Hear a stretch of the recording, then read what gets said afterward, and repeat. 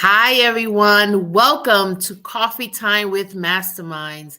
As you may have realized, we are doing a board series for the next several weeks. And what that means is that we are talking about all about board members and the critical role they play in nonprofit organizations. But it's not just that. Sometimes we have problems with our boards. And so we don't understand why they may be disengaged or not playing up to their role. Well, today's going to be a great show because I have a guest who transformed her board and she is going to tell us how. Hello, everybody, and welcome back to Coffee Time with Masterminds. My name is Peta Blakely, and I'm the founder and principal of Blakely Consulting. Welcome to Coffee Time with Masterminds. I am Cynthia Rojas, founder and principal of To Your Growth. Welcome to Coffee Time with Masterminds. I'm Rebecca Tuttle, founder and principal of Grant Right Now and Grant Writing for Good. All right, I love that jingle. Welcome back, everybody. And as I mentioned, we have an exciting guest on the show. Do you have a board that you wish did more fundraising? Do you have a disengaged board and are struggling with how to engage them? Well, this is your show. But first, I want to welcome our viewers in the US and around the world and our listeners in Australia. If you are watching us this morning, please put your name into the comments and let us know where you're from, because we always want to hear where our guests are listening and watching from. Well, I am excited to bring on Larice Grant of Haven's Harvest. How are you, Larice? I am well. How are you today? I'm fabulous. This is so exciting. This is an episode that I've been wanting to do. We were just talking before the show, you and I, about since I have first met you, you have talked about this transformation.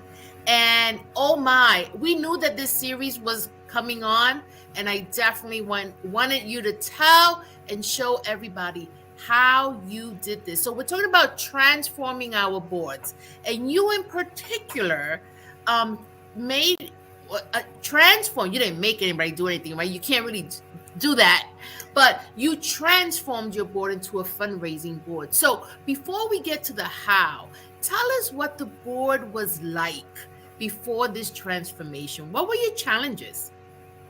Well, it was a little bit difficult because they were just coming from the height of COVID.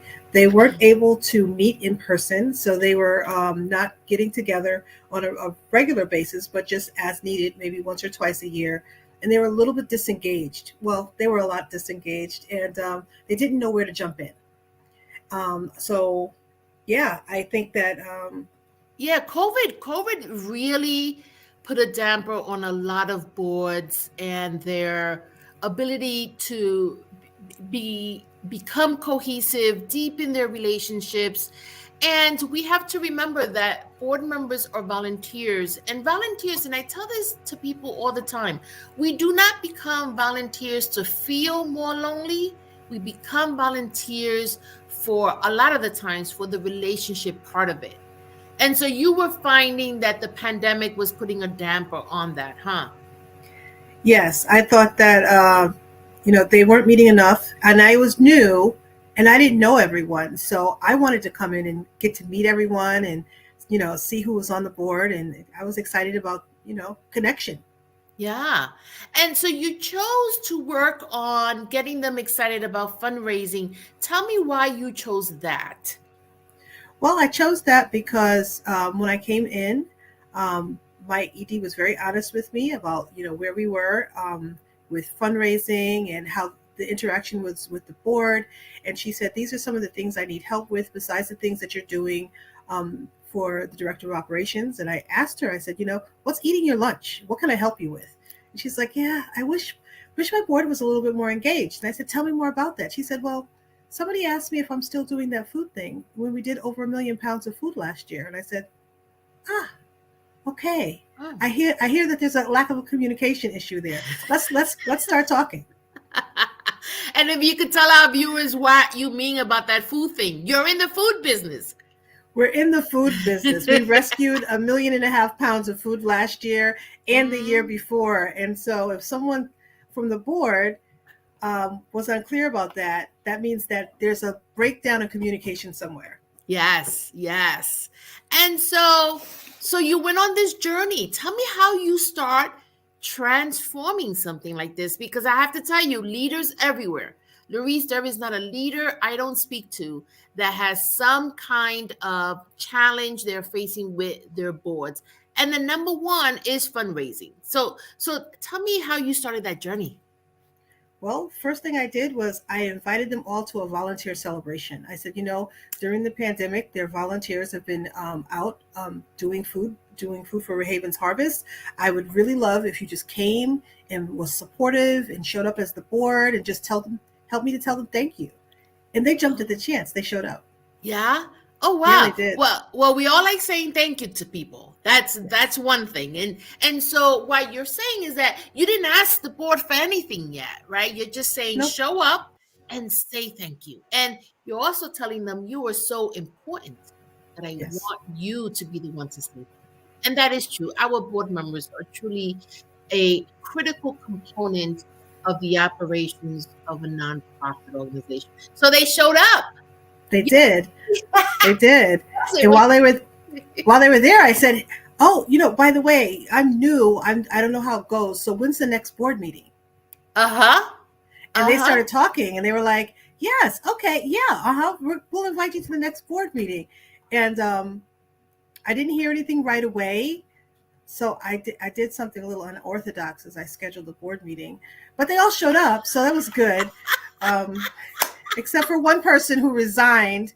I think they said, "This is going to be too much for me. She's a hot ticket item, and she's on the move. I don't know if I can handle her." So they said that funny. This wasn't for them, but the rest of them showed up, and it was amazing.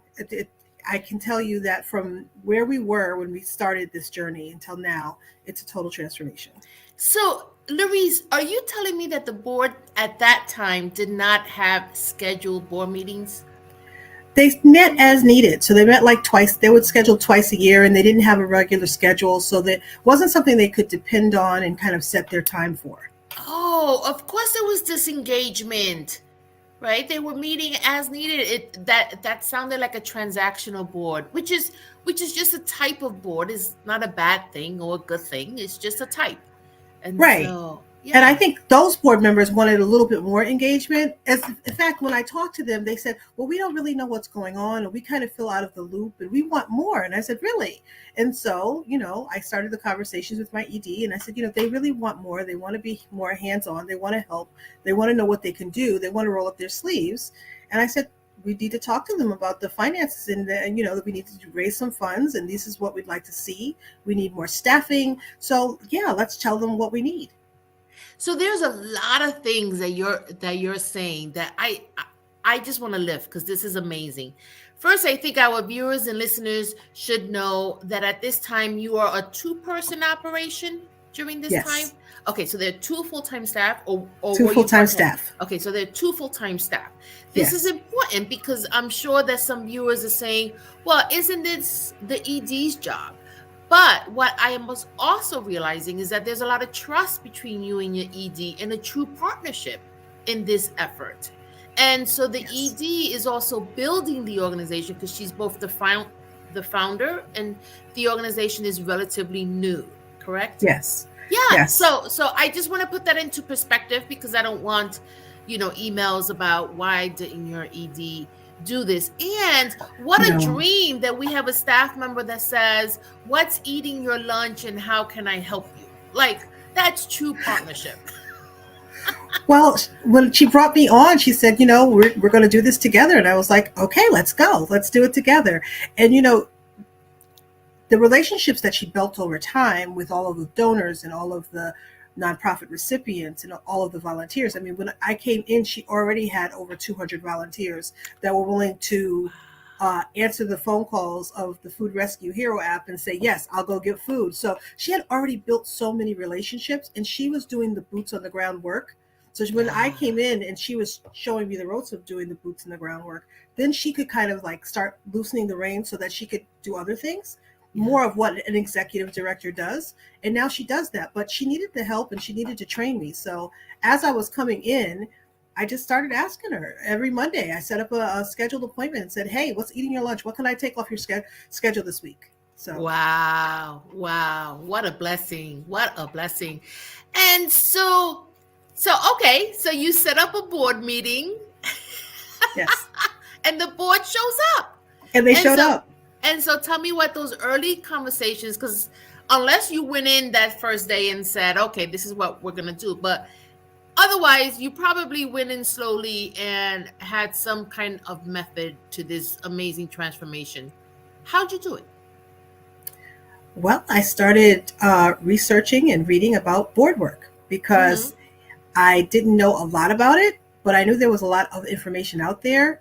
I used a lot of the websites from the Community Foundation. They have a lot of things posted there about how boards work, how to set up a board, what the bylaws look like. And it was tremendously helpful. So I just read those and kind of downloaded and shared that with the board over time. And they were receptive to it because they really, really were a great big group of people that really wanted to make a difference. And so let's just name the foundation because it's a very specific one. It is the Community Foundation for Greater New Haven, correct? Yes. Okay, that has those resources. So you can check out their website. And okay, so and what? So you're doing this. Did you have like a place in the agenda where at every board meeting you got to talk about a different topic? Is that how that happened? It didn't happen at first, but we have started adding in segments where I can talk about different topics. We were gifted the opportunity to use another platform for board work. I came in and I showed them how to use that platform. I told them what was on the platform. I showed them that there's grants on there and they can research those as well. And so little by little, they're using it a little bit more than they were using it before. And then they started helping us with fundraising. And so your board peer fundraising. So, and we'll get to that. But so this is interesting. So there is a platform that you gave them access to. You're going to have to name the platform if you can. But I can. And so now they get to look for grants on behalf of the organization? Yes, they have the ability to look for grants on behalf of the organization using the Resilia platform. Resilia. Can you spell that for us? Resilia. Resilia. Okay. So here, let me just put REISILA. RESILIA.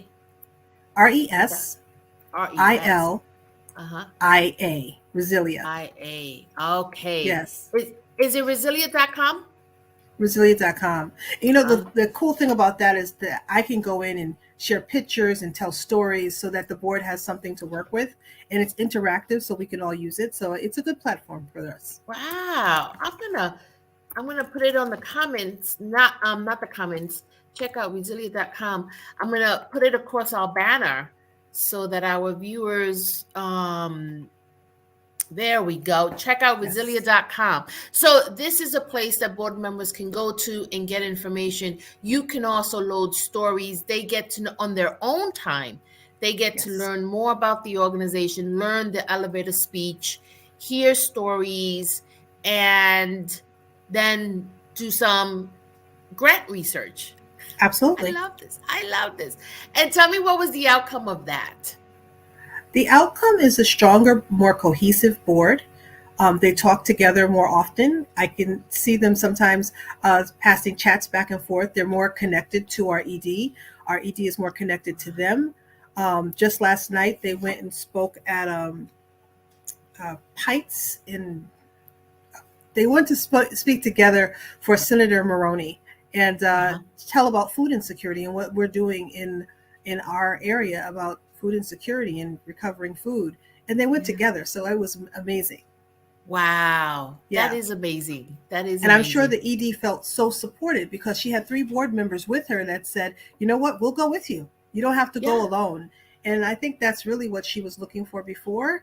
But being busy and not having enough resources or staff, you can't really do all of the pieces. So Yeah, yeah. Yeah. And also, board members who don't show up, I tend to believe are not showing up because they are either embarrassed because they don't know the elevator speech. They don't know the information, and they tend to want to stay in the background unless they've been with the organization for a long time. Then I see board members feeling ultra confident talking to the audience. However, I have not seen an ED ask for volunteers to go with her to an event and 3 people volunteer. Usually it's like pulling teeth. So this Yeah. is amazing. And so she It- has like an entourage. I tell you, our board is amazing. And I like what you said about the having the information and knowing what to say and not feeling comfortable. We made up a 1-page document for them, just Havens Harvest FAQs, so that they have something in hand and they can refer back to it and always know, this is what our numbers are, this is what we're about, and have some language so that they can work on their own personalized elevator speech, but feel confident and comfortable about sharing information about Havens Harvest. Yeah. Yeah. Okay. And now I want to go into the peer-to-peer fundraising.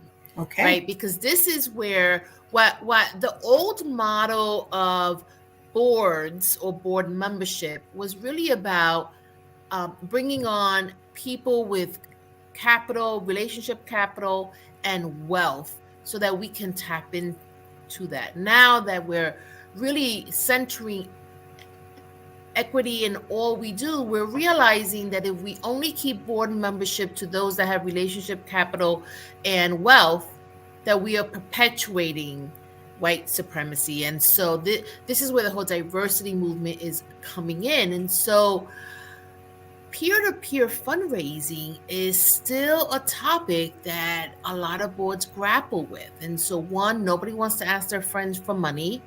I'm one of them, right? So how do we do that? And do we really need to ask our friends for money? I tend to think, no, there is another way of doing it, right? And for those people that have watched the show, they know that I have gone out there and said, I actually don't think board members should do fundraising. I think fundraising should be left to the experts. But what you did was that you built an expertise in these members. And so you made them probably fundraising experts. So tell us how you did that. Well, I looked up some information on peer-to-peer fundraising and I shared it at a board meeting, and they got excited about it. And I said, you don't even have to ask your friends and family. If you want, you can go and ask some of the donors that we work with. Mm-hmm. You can ask some of the people that you see every day that know about what you're doing for Havens Harvest, and reach out to them and tell them what a great mission it is and see if they're willing to donate. And I said, you'll be surprised that people would be willing to do donations that way more than maybe going to an organization that they don't know that much about. They don't know anyone who's connected to it. They know you, they trust you. You can do this. And they did. They did. Yeah. And so fundraising for food, someone once told me, is not as challenging as fundraising for something that is very focused or niched, because we can all, if we don't identify with food insecurity, we can only imagine what that is like. Like, that is something that we all share, is this need and desire for food. And that the thought that there are people out there who are hungry really hits at the core of many of us. Even if we've not been hungry, it still hits at our core. So you had an advantage in that, asking for donations for food is probably easier than asking for something very specific. Well, not exactly. Oh. Food recovery is a donation-based business. So we get our food donated, and then we have volunteers that power it. So sometimes people can't wrap their minds around, what do you need money for? But you need money for infrastructure. You need money for bags. You need money to do volunteer celebrations. You need money for refrigeration if you need to store something. So there are a lot of costs that people would not necessarily see right away and understand. So we had to talk our board through that language as well and say, okay, if they ask you, well, what do you need the money for? This is what we need it for. We need it for infrastructure. 2 people are running a business that should be run by 5 or 6 people. We need money so that we can hire staff. We want to have green jobs. We're an environmental organization. So you have to tell them and maybe explain it to them, because they're saying if you get free food and you have volunteers, then you don't need anything. And it's like, wait a minute, let's look at the basis of what it really is. So they took the information and they understood it, because a lot of them, do food runs. Part of our board is comprised of people that are interested in food insecurity and really do this work themselves. A couple of them run their own pantries, in the city. So our board is very diverse, and they're from all walks of life. Maybe most of them don't have $1 million friends that they can say, you know what, I'll treat you to dinner. And so it's not like that. But yet they're out there fundraising and helping Havens Harvest. So we just are appreciative. So fundraising is not something that we do quite often. And so what were the tools you had to teach and give them so that they can do peer-to-peer fundraising? What was it that you did and learned through your research? Well, a couple of things. We have some scheduled fundraisers every year, so they know when to gear up for fundraising. So it's scheduled, so they know it's coming. So that's helpful, because it's not just, well, when do you want a fundraiser? Well, anytime. Well, we need it anyway. Using a budget to show them when funds are necessary is also helpful. Mm-hmm. And we use some platforms from the Community Foundation of Greater New Haven. They have some fundraising platforms that we could use to show how much we want to raise, something about our business, and also we can also chart the progress of each one of the board members, so that we can see, this one has raised this much or this one has raised that much. So they can have a little bit of a competition if they want to, but they don't have to. And so do you track their progress on the Resilia platform? I'm sorry, no, I think I lost track it in do you have me now? Yep, you're back. So you track it where? Okay. How do you track their we progress? don't track. We track their progress on the software that comes with the Community Foundation. We track it in GiveGab. Okay. Tell us a little bit about GiveGab. Girl, you got tools. You got a lot of tools. Tell me a little bit about GiveGab. Give me a couple of tools. I mean, I'm not really technically savvy. Give me a tutorial. I'll jump on. I'll figure it out, and let's go. Yes, I use a lot of tools. GiveGab is a platform that the Community Foundation for Greater New Haven uses to just figure out if you want to raise money. They make sure that you're a nonprofit and that you're in good standing, and then you can use their platforms. You can post pictures, you can post videos, you can tell a little bit more about your organization. You can put board member information up there, and it's a good way to keep track of what's going in and what's going out through the fundraising sites. Wow, that's cool. That's cool to know. So that's where you track the fundraising efforts of all the board members. And I'm going to imagine, because sometimes tracking efforts can feel punitive, but I'm going to imagine you make it fun. It sounds like there's some friendly competition going on. Well, yes, sometimes there is. And I know what you mean, because everybody is different. Their backgrounds are different. We let our board know that we're not gauging it or waging it by a number amount or a dollar amount. We just want buy-in and participation. You know what? Wherever you are, if we can have 100% buy-in, whatever that looks like for you, that's 100% buy-in. That's a win. And they're receptive to that. And our board, they're all participating, and we just appreciate them for what they're doing. And you know what? Everybody has different skills. Some people can be great at fundraising. Some people are great at collecting people and get new volunteers. So we all have good skills. And if that's not your forte, I mean, we get it. Yeah. But just every little bit helps. So we all participate and we all kind of chip in. where we can. Is all the fundraising done online? Most of it's done online, yes. Okay, so they get to send an email to their friends that Yes. says, do you want to donate? Okay, so I'm hearing efficiency is really key. And in the world of COVID, I would imagine that face-to-face fundraising decreased because we weren't meeting people. We weren't going to events as much. We weren't going out to lunch with our friends, and so we were staying within our pods. So face-to-face fundraising was very challenging at that time. And I'm sure there was an uptick in online fundraising.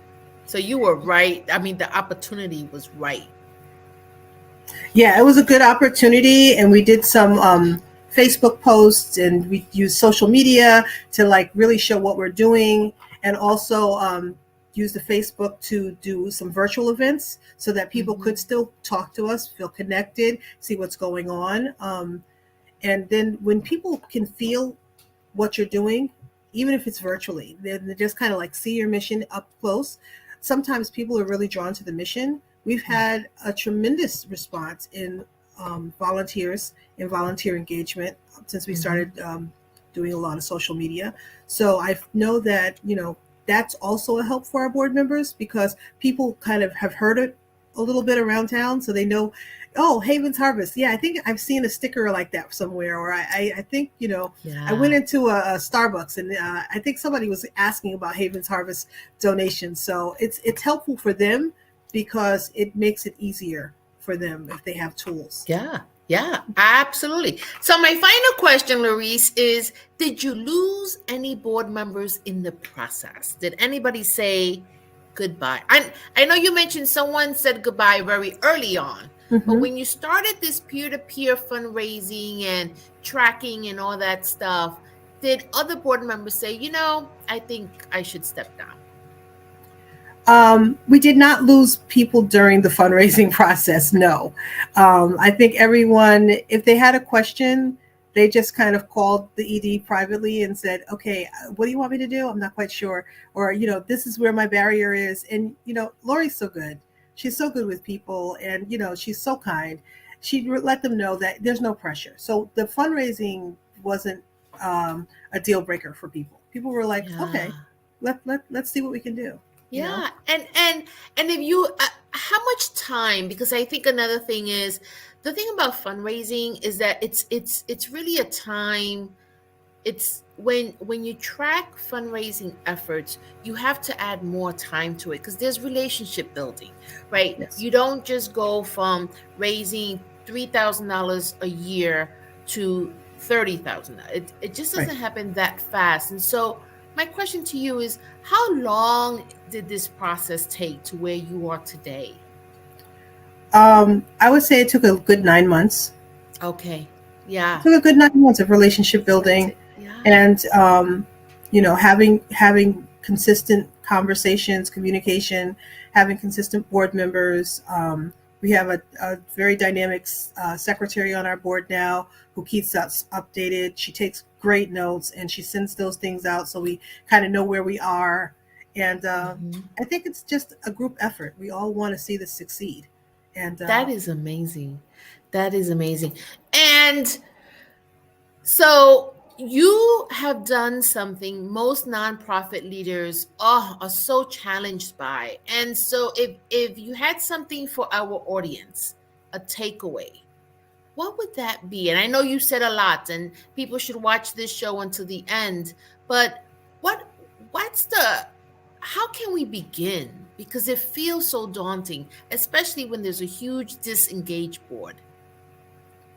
I think what I would tell people is that if they said yes to becoming a board member, there's something about what you're doing that excites them. And so that you should lean in and kind of try to bring them in with some communication. Ask them if they have any questions. Is there anything that they would like to participate in? Maybe there's a fundraising event, or just even a volunteer engagement event that really would excite them, and say they would want to take ownership of that. Say, you know what, I do need help. And I think a lot of times people, if they don't think you need help, they don't offer, because they figure they're all set. They got it. Yeah. And sometimes you really do need their help. And the board is so important to the organization. Let them know that. Oh, I love that. I love that. We had another episode in an author to the book, Stop the Nonprofit Blame Game. And he talks about the work that leaders need to do to engage their board.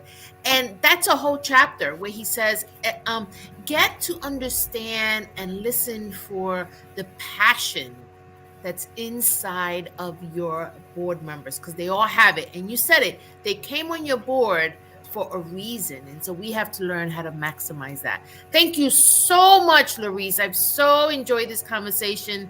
And I want to thank our viewers and our listeners. And we look forward to seeing you again next week at 10:30. Thank you